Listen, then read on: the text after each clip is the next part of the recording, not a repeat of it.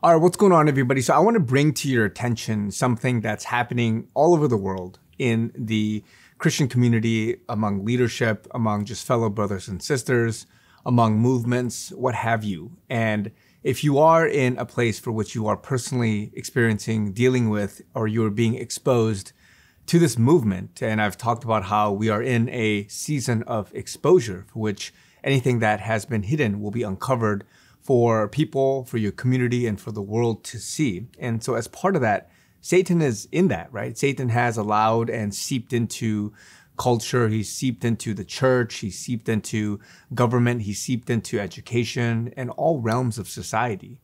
And what's happening is that many people for which they had presumed to be good people, they had presumed that they were in right standing, or they saw a certain image, a certain facade of a person, only to then be disappointed or hurt or stumbled by some hidden sin, some story, some backstory, some scandal, something that hit the news and really shook up that community.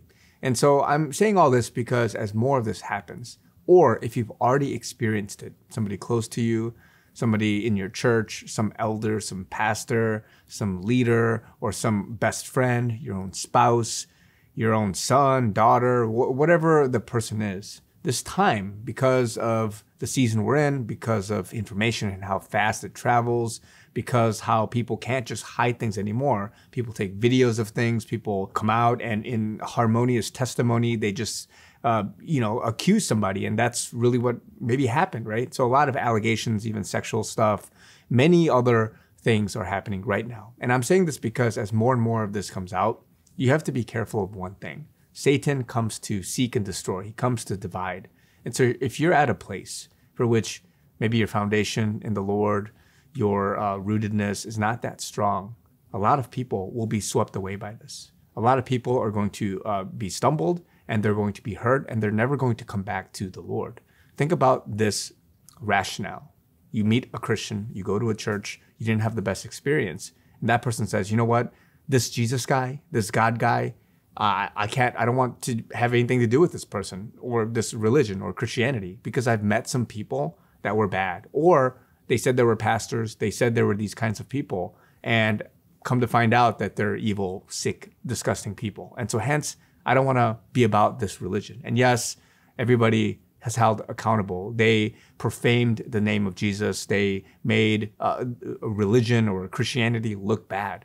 But to these people, how ridiculous is it, right? For somebody that's rooted and who knows the Lord, that conclusion is skipping some steps. You are associating certain people to somebody else for which that person, because they haven't spoken for themselves or shown who they really are, is a bad representation of God, of Christ. And so if you're in that boat, whether you are of maybe the weakest and most feeble, and I'm not trying to say this in any offensive way, if you're in that boat and you're being easily shaken up, tossed and turned, then I'm warning you right now that this is the devil's scheme. This is the way that the devil wins people over to his side, never to turn back to Christianity. And then going beyond that, if you are more rooted, or if you are a said Christian and you're just rattled by every little rumor, every little hurt, everybody saying certain things, then I would advise you, yes, you should be mourning. Yes, you should be, going through a period of sadness. But if you're constantly in a mental, in an emotional sort of rattled state, and you just can't have this self-control and live your life, then I would advise you that you may not be in a position for which you are strong enough to handle these things. Whenever there's scandals, whenever certain things come out, yes, I'm like, oh man, that's disappointing. But I'm not sitting here questioning my faith. I'm not sitting here all emotional. Things move on, right? And so some people are human, they fall, not surprised, Satan seeped in there, and that's what happened, right? And yes, we have to pray for them. Yes, you have to have some sympathy and remorse, things like that. But for me, because my root, my anchor is in him alone, I'm not gonna be bothered and stumbled by these different things. And so that's why we're in a season for which people are being tested.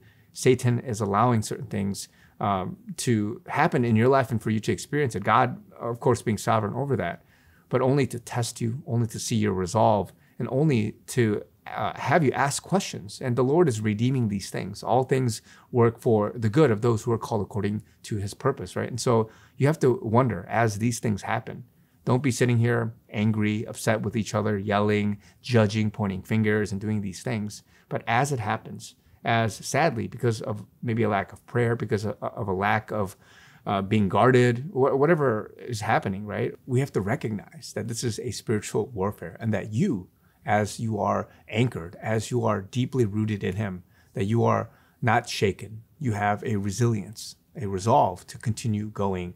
And this is a test. This is a very difficult time for many people, but you have to continue moving. So if your mentor, if your friend, if your family member, if your son, daughter, whoever is in your circle that you trusted, that you thought was one way, only to then be disappointed. If you are seriously hurt and rattled by it, yes, take some time, heal, go through your process, but you got to pick it right back up. You cannot go out and just say, you know what, I give up. I can't do this anymore. Because Satan's going to win some people like that. He's going to say, this is too stressful, too much. And a lot of people, quite frankly, because they've been getting distracted by all these different bombardments, so at some point in their life, throughout their 70 years or whatever, they're going to tap out and say, you know what, I don't want to do with any of this anymore. And so this is how Satan gets those people for which the seed is planted in thorns, on the side of the road, right? In rocky places. These are the kinds of people, because things come at them. Disappointments of life, people, other external circumstances are affecting them,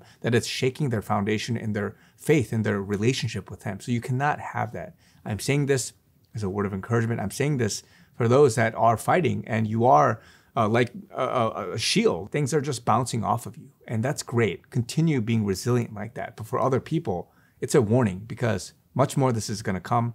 If you're sitting there and you're going to be affected, I'm literally telling you, foretelling you, that you cannot be rattled in this way. You cannot be sitting there and throwing it all out the window, saying this is not right. Just because somebody that you liked said something good, and then come to find out they're sinning or have something, right? You were listening to a pastor or an apostle or a prophet, an evangelist, and you like their words. You like certain actions that they're taking, the fruit from the ministry, only for them to then fall, or only for them to have certain things rattle you.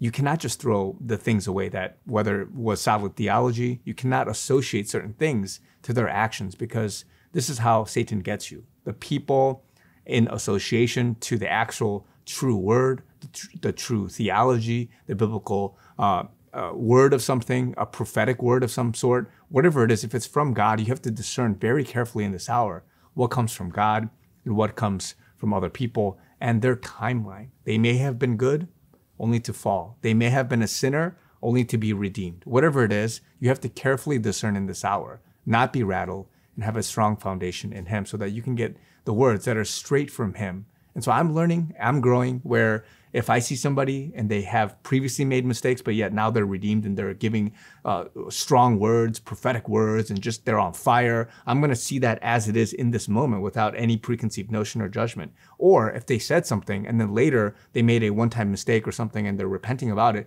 I'm going to see that in isolation. I'm not going to just cancel everything else out, because I'm going to see it for what it is. And this is how you have to move forward in this time, guys. You have to be stronger. You have to be able to be rooted in Him and ask the Lord for discernment in this hour. I'm warning you, because more of this, more exposure, more falling, more sin, many things are going to happen, and you cannot be taken up by Satan and his tactics in this time. So love you guys. Be encouraged. Talk to you guys very soon.